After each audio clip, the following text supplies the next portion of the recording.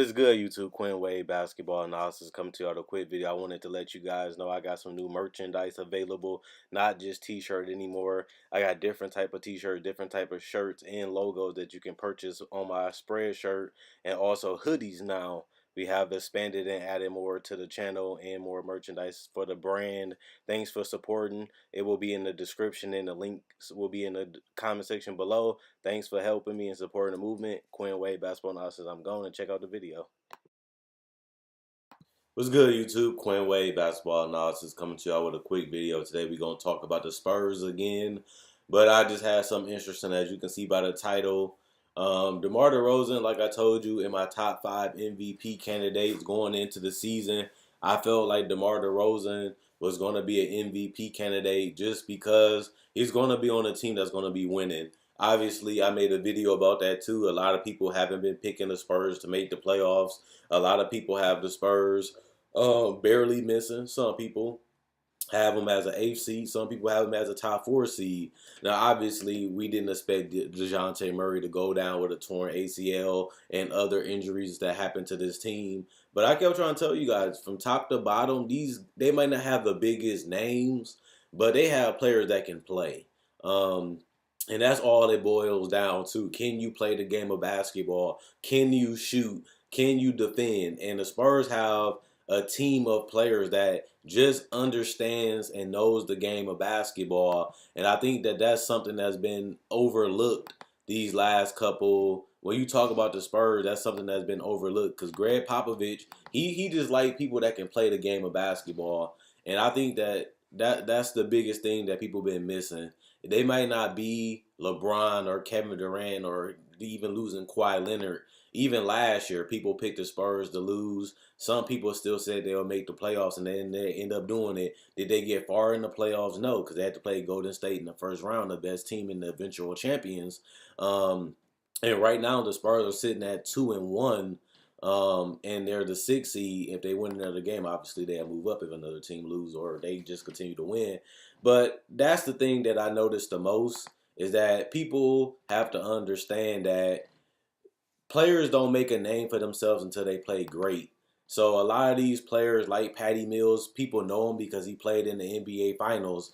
But when you see people like Bertans and Forbes and Derek White when he comes back, even Jakob Poeltl when he plays, he's not a big name player either. Then you still also have guys like Dante Cunningham and Quincy Pondexter, guys that you don't really think about or you don't really see or you don't really know about when it comes to the game of basketball, because they play a role and they already know that they need a system to be great because they're role players. They're not superstar players. And they still do have the all-star caliber players, and DeMar DeRozan and obviously and LaMarcus Aldridge, who was an all-NBA player, and so was DeMar DeRozan. So these are guys that can fit into a system. These are guys that can score in isolation. These are guys that can take over games. People thought that LaMarcus Aldridge was done 2 years ago, and he's been on the All-NBA team the last 2 years because Greg Popovich found ways to make him comfortable. Greg Popovich found ways for him to be effective. And you even see that DeMar DeRozan, he's not really taking that many threes. He's not really taking that many shots that's out of his comfort zone. He's still shooting only 3 threes a game, which everybody else at that position probably shooting at least 5. He's still staying true to his game, playing in the pick and roll, playing and reading the defense, whether it's kicking out to the shooters. He had a career high in 14 assists because all the injuries to the point guard position allowed him to step up and be that player. But he showed progress of that last year in Toronto before he got traded for Kawhi Leonard, that he was an improved decision maker. He was an improved, improved decision maker and definitely an improved scorer. So DeMar DeRozan always been unguardable. He always been unstoppable for the last couple of years. He helped the team win 59 games when they really needed it in Toronto. Yeah, he flamed out in the playoffs, but like I said, it's a lot of players that's flaming out in the playoffs, like James Harden, like a lot of these players, and they still getting the credit because of the regular season. So if anything, Greg Popovich has been able to find ways to win games in the regular season. He has been able to find games to steal. He's been able to beat up on a lot of the bad teams, and that's what they're going to do this year. But DeMar DeRozan, this start can really help him make a case for MVP if they can win a lot of games. Now, if they get off to a slower start than they are at right now, then he's not going to win the MVP. But if he continues on this pace, getting you 20, 30, 25 to 30 points while still giving you assists and rebounds, it's going to be hard not to put DeMar DeRozan in that MVP conversation. And you got to give him credit. He is playing better than last year. Is his numbers efficient? Well, he only played 3 games. But this is something that he's going to have to do throughout these whole 2 to 3 months while they still trying to nurse these point guards to come back. And remember, DeJounte Murray, he's gone for the year. So they're going to need somebody to facilitate and make plays. They're going to need somebody to carry this offense. And DeMar DeRozan numbers are going to get inflated because of that. And that's going to help him put out career highs in assists, most likely career highs in rebounding, and maybe even, like we seen, DeMar DeRozan averaged 27 points a game basically in Toronto. And he can do that this year. I don't see why DeMar DeRozan can't put up 25, 30 points a game when they need him to play 35 to 40 minutes and carry the whole offense. And if they start to win and if they start earning a lot more respect around the league, which is going to happen when you start winning, everybody on the bandwagon, everybody want to mess with you. I don't see why DeMar DeRozan can't be in that MVP conversation. I had to make it early. He's playing fantastic. He's still taking a lot of tough jumpers.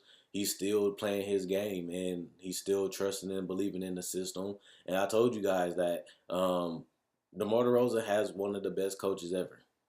You know, Greg Popovich is as good as it's going to get. You're not going to be able to go to too many places and find a better coach than Greg Popovich at this point. And he knows how to win games. He knows how to stay in games. And he knows how to steal games. And he knows how to beat up on those weak teams. And that's what they've been able to do. They've been able to take advantage of a lot of these games. They should have lost the Lakers game. And they found a way to steal that one. But it's all about execution. It's all about knowing where the players are at, knowing the players' strengths and weaknesses, and putting them in the schematic that works. And that's what Greg Popovich has been able to do. And now we're starting to see DeMar DeRozan have his similar impact on the game, but we're starting to see the evolution of his game continuing to grow. Like I said, he became a better playmaker. Now he's even better this year. He had 14 assists, only 2 turnovers. Because of how Greg Popovich built his offense around him and the players that he's putting in the lineups that he's choosing. So obviously you might give a lot of credit to Greg Popovich, but you still got to give credit to DeMar DeRozan for trusting in the system, going out there playing in the system, but also executing what they're trying to accomplish and getting it done. Anybody can handle the ball and make passes, but when you can get 14 assists, only turn the ball over twice, that means you're making the right decisions. That means you're reading the right plays and you're running the plays and you executing what he's trying to get you to do.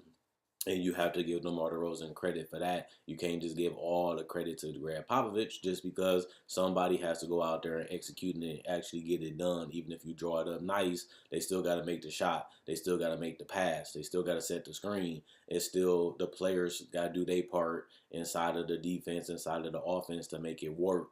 You have to want it. You have to believe in it, and you have to go out there and execute it. And I think DeMar DeRozan is a guy that wants to win, that wants to get better, and wants to improve, and showing that he's already one of the best scorers in the league because he's been able to show that for the last couple of seasons. But he also showed that he has the ability to grow. Yes, he's almost 30. He's hitting his prime. He's hitting his peak. But you know, if they can win 50 to 55 games and show people that they're still a force to be reckoned with, who is DeMar DeRozan really competing with for MVP right now? Obviously, it's only 3 games in the season, but it's no clear-cut guy, I believe, this year that's going to be MVP. I think it's going to be a lot of people making cases for the MVP, but I don't think it's going to be that one guy that's running away from the award because a lot of these teams have multiple players. That is on the team, so they don't have to do as much. They don't have to carry as much. They have multiple players that has been added to the team, so now they have more talent around them, which takes off the load.